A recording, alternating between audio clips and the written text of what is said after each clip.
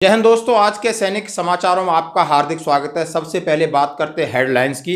यानी equal MSP और OROP को लेकर रक्षा मंत्री से मिले जवान। और दूसरी बड़ी खबर, चुनाव आचार संहिता आज खत्म हो गई है, कल क्या मिलेगी खुशखबरी जवानों को, बहुत दिनों से इंतजार। और सीएम की बेटी बनी सेना में मेजर, और रूस और युद्ध से हमें लेना होगा सबक, ये कहा हमारे जनरल नरवाने साहब ने।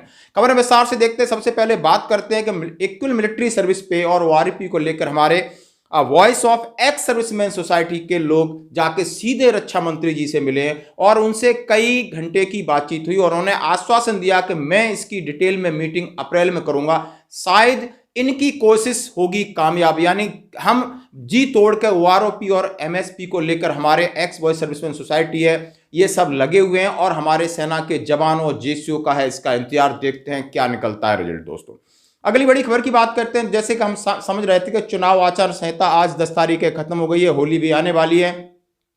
बहुत सारी न्यूज फ्लैश हो रही है, क्या डीए मिलेगा या डीए का एरियर मिलेगा या पिछले 18 महीने के एरियर मिलेगा।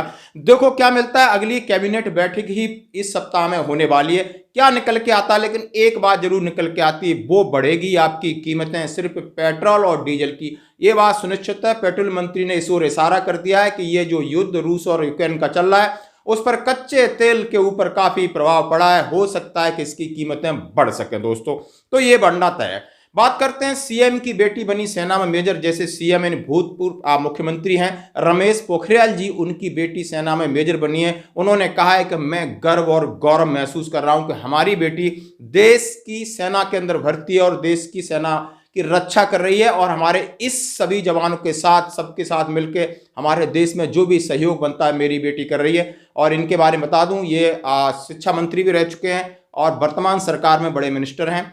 अगली बात करते हैं कि हमारे जनरल नरवाने साहब ने कहा है कि रूस और यूक्रेन से हमें सबक लेना होगा कि एसी के कमरों में बैठकर हम युद्ध नहीं लड़ सकते। युद्ध की भूमिका परंपरागत ढांचे से ही होगी। जैसा कि आपने उन्होंने देखा है कि रूस और यूक्रेन की जो लड़ाई है वो रोडों के ऊपर भी है, भूखी भी है, प्यासी भी है। सब तरीके से आपको तैयार रहना होगा। सिर्फ आपकी प्लानिंग है कि मैं साइबर युद्ध होगा और एसी के रूम में बैठकर युद्ध लड़ा जाए, तो ये आपको देखने को मिल गया है। और इस युद्ध से हमें सबक लेना है कि हमारे ऊपर भी कभी भी युद्ध थोपा जा सकता है। धन्यवाद दोस्तों, ये थी आज की खबरें। बने रहिए हमारे साथ।